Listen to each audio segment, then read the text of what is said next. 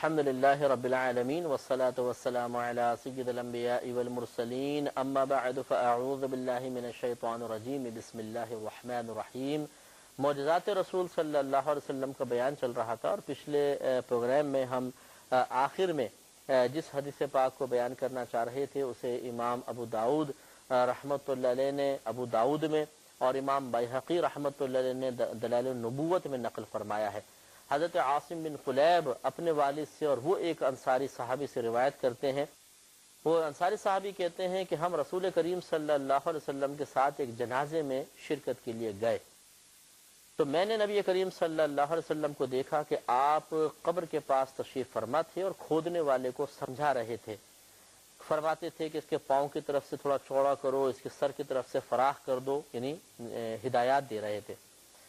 اس کے بعد کہتے ہیں کہ پھر جب نبی کریم صلی اللہ علیہ وسلم لوٹے، فلما رجعا، پھر جب نبی کریم صلی اللہ علیہ وسلم لوٹے تو استقبلہ داعی امرأتہ، تو ان جو صحابی فوت ہوئے تھے ان کی زوجہ کی طرف سے ایک دعوت کرنے والا، ایک دعوت دینے والا نبی کریم صلی اللہ علیہ وسلم کے سامنے آیا۔ اس نے آ کر دعوت کیا دی کہ یا رسول اللہ، ان صحابی کی زوجہ نے کچھ کھانا تیار کیا ہے اور آپ کو دعوت دیا، آپ تشریف لائیے۔ تو پھر جب واپس ہوئے سرکار تو آپ کے سامنے ان صحابی کی زوجہ کی طرف سے ایک بلانے والا آیا، نبی کریم صلی اللہ علیہ وسلم نے اس دعوت کو قبول فرما لیا۔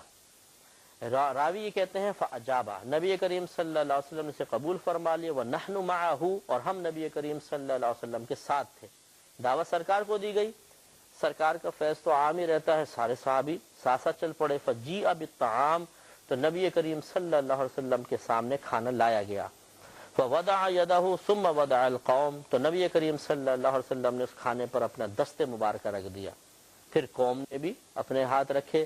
فاکلوا، تو یہ سب لوگ کھانے لگے۔ فنظرنا الی رسول اللہ صلی اللہ علیہ وسلم یلوک لقمۃ فی فیہ، تو کہتے ہیں کہ میں نے نبی کریم صلی اللہ علیہ وسلم کو دیکھا کہ آپ نے ایک لقمہ منہ میں ڈالا اور اسے منہ میں ہی بار بار گھما رہے ہیں، نگلتے نہیں ہیں۔ ثم قال، پھر آپ نے فرمایا کہ اجد لحم شاۃ، کہ میں نے اس بکری کے گوشت کو اس حال میں پایا ہے کہ اخذت بغیر اذن اہلہا، کہ اسے اس کے مالک کی اجازت کے بغیر لیا گیا ہے۔ اب یہ کتنا بڑا معجزہ کہ لقمہ منہ میں ڈالا اور رحمت کونین صلی اللہ علیہ وسلم کو اللہ نے خبر دے دی کہ اس بکری کو مالک کی اجازت کے بغیر ذبح کر کے بنایا گیا ہے۔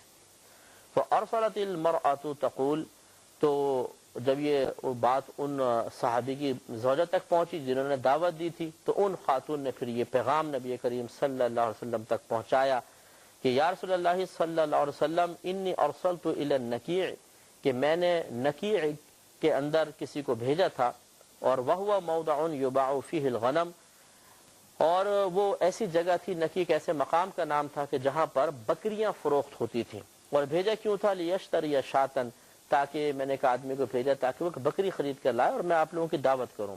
فلم توجد، اس نے وہاں پر بکری کو نہ پایا، ختم ہو گئی ہوں گی یا منڈی ختم ہو گئی۔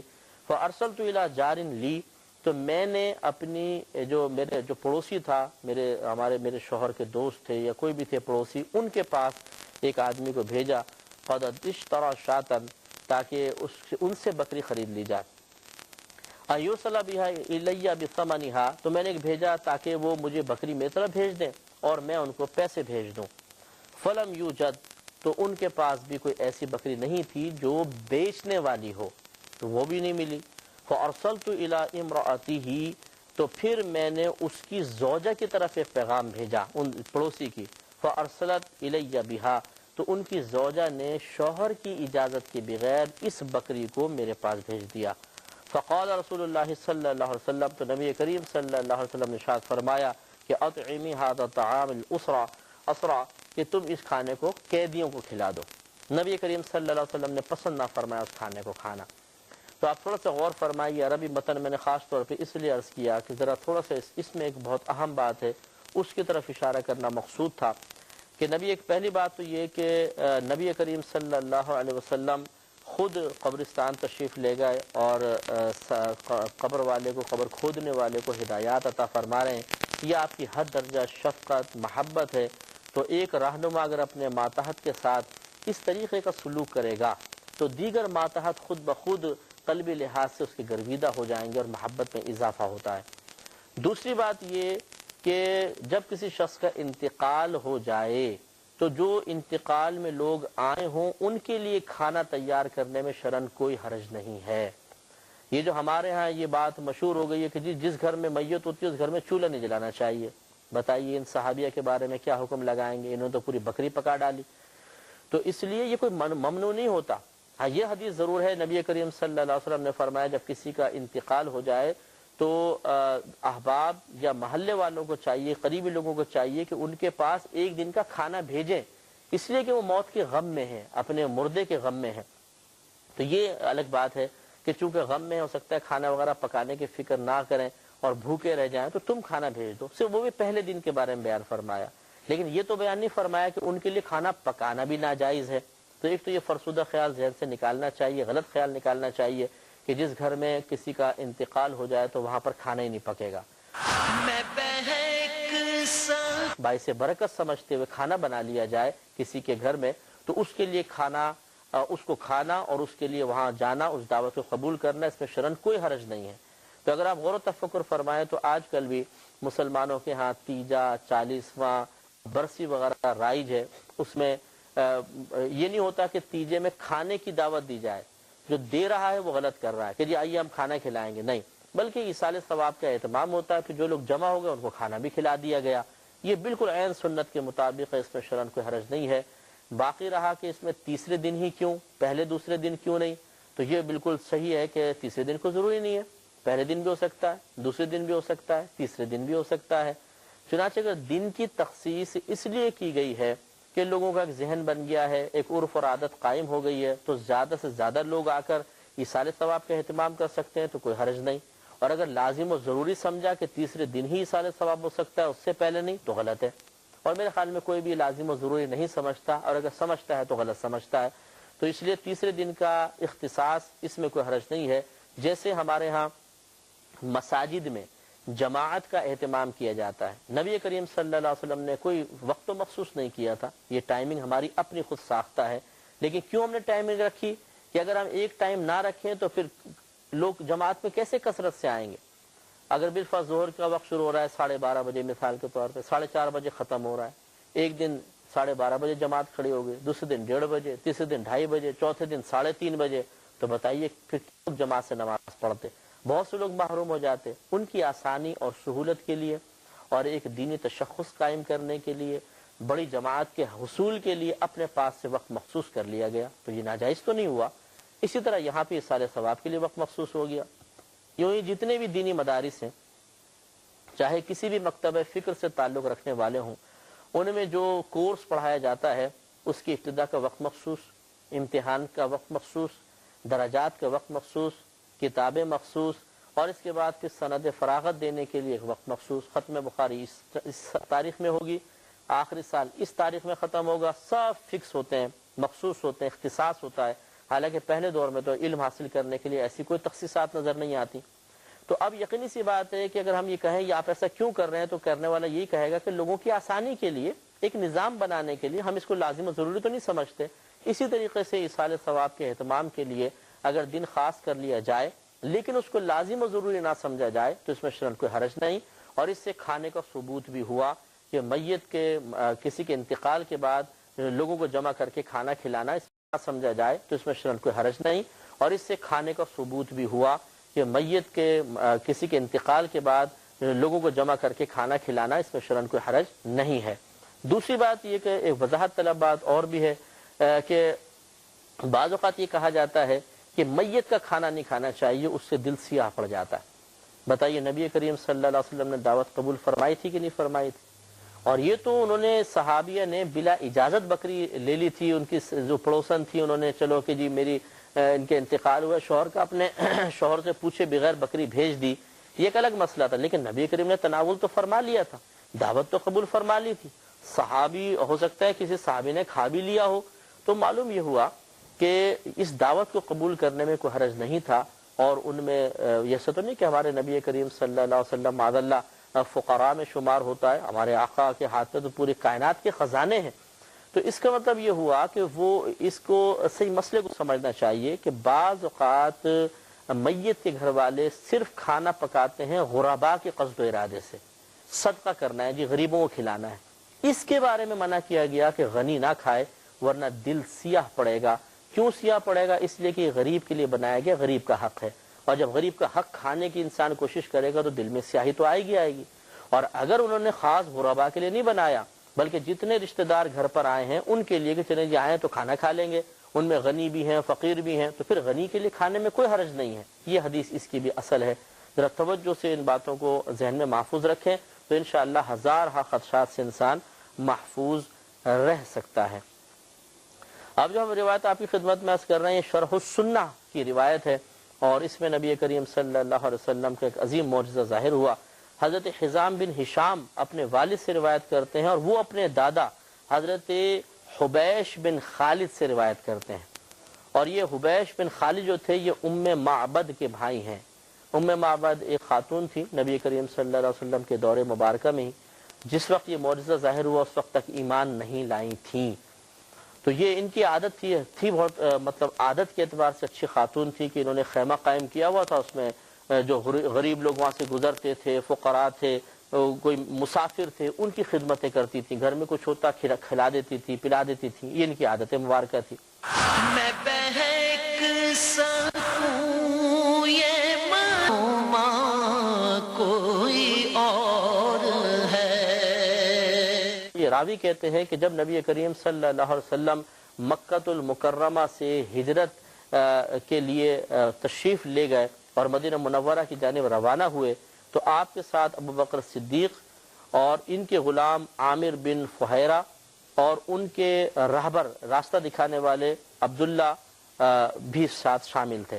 یہ سب کے سب ام معبد کے خیمے کے پاس سے گزرے تو ان لوگوں نے ان سے کچھ گوشت اور چھوارے طلب کیے کہ کچھ ہے تو ہمیں دیں اور ہم ان کو خریدیں گے آپ سے. انہوں نے کہا کہ ابھی تو میرے پاس کچھ بھی نہیں ہے کہ میں آپ کو دے سکوں، ورنہ وہ بیچتی نہیں تھی، وہ تو فی سبیل اللہ دیتی تھی جو ان کا عقیدہ تھا اس زمانے میں. بہرحال ابھی یہ غیر مسلم تھی. تو ان حضرات، یہ راوی کہتے ہیں کہ یہ حضرات بے توشہ تھے، یعنی ان کے پاس کچھ کھانے پینے کے لیے نہیں تھا. تو نبی کریم صلی اللہ علیہ وسلم اس خیمے میں داخل ہوئے اور آپ نے خیمے کے کونے میں ایک کھڑی ہوئی بکری کو دیکھا جو دبلی پتلی بالکل سوکھی ہوئی تھی. سرکار نے ارشاد فرمایا کہ ام معبد یہ کیسی بکری ہے؟ انہوں نے عرض کیا صلی اللہ صلی اللہ علیہ وسلم یہ کیسی بکری ہے جسے اس کے دبلے پن نے دیگر بکریوں سے پیچھے کر دیا ہے. سوکھی سڑی سی بیچاری بکری ہے. آج کل قحط سالی کا دور ہے اور اس وقت تو کچھ کھانے پینے کو چراگاہوں میں ہے نہیں، تو یہ کمزوری کی وجہ سے ساتھ جانے کے قابل بھی نہیں ہے، اس لیے اس کونے میں کھڑی ہوئی ہے. تو نبی کریم صلی اللہ علیہ وسلم نے ارشاد فرمایا کہ کیا اس کے تھنوں میں دودھ ہے؟ وہ بولی کہ یہ تو اس سے بہت دور ہے، دودھ سے تو اس کے اندر کیا ہوگا؟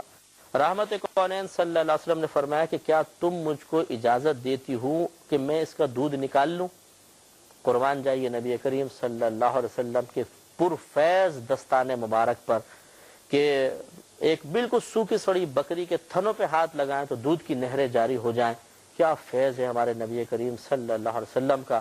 آپ نے شاید فرمایا اگر تم اجازت دو تو میں دودھ نکال لیتا ہوں. انہوں نے عرض کی کہ میرے ماں باپ آپ پہ قربان ہو جائیں. ابھی دیکھیں اسلام نہیں لائیں، کہتی ہیں میرے ماں باپ آپ پہ قربان ہو جائیں، اگر آپ اس میں دودھ دیکھیں تو لے لیجئے، میں آپ کو منع نہیں کرتی ہوں.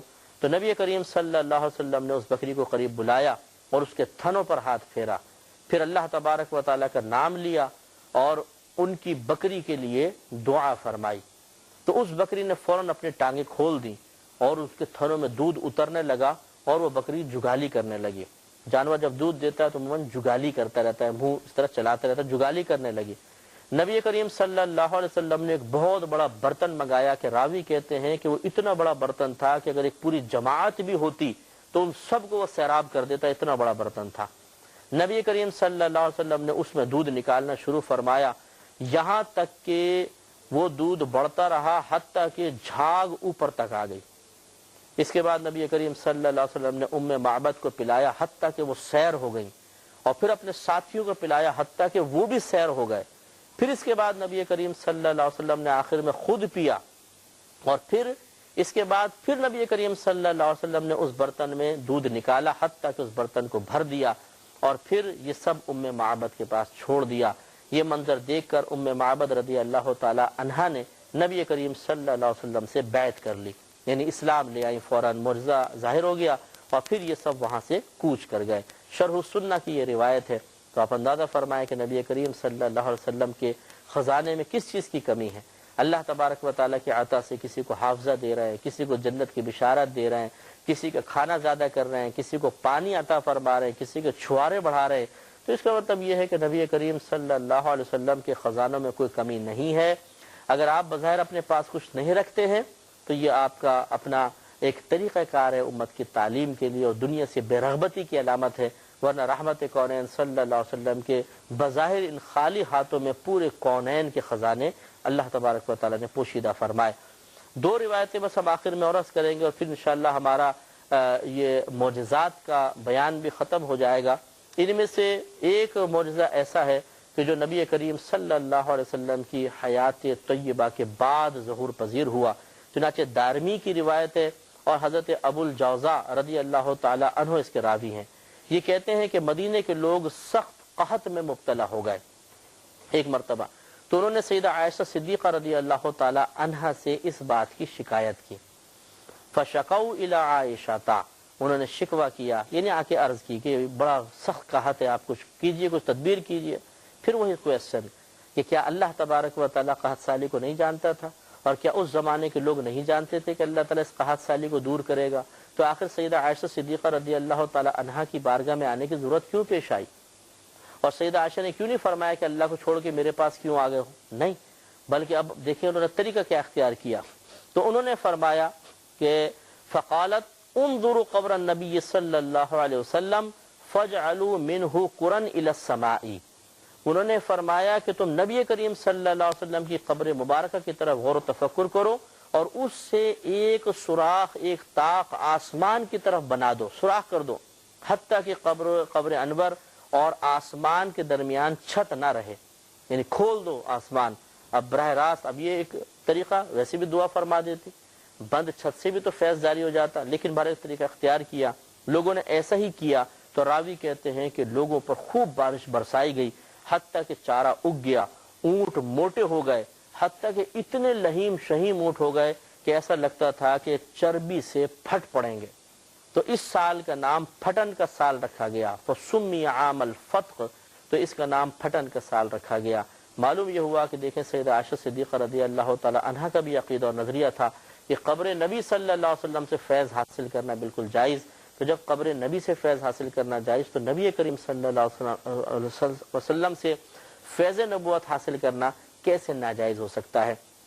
اللہ تعالیٰ سے دعا ہے کہ اللہ تعالیٰ ہمیں اپنے عقائد کو اچھا رکھنے کی توفیق عطا فرمائے، آمین۔ وآخر دعوانا ان الحمدللہ رب العالمین۔ میں بہک سکوں یہ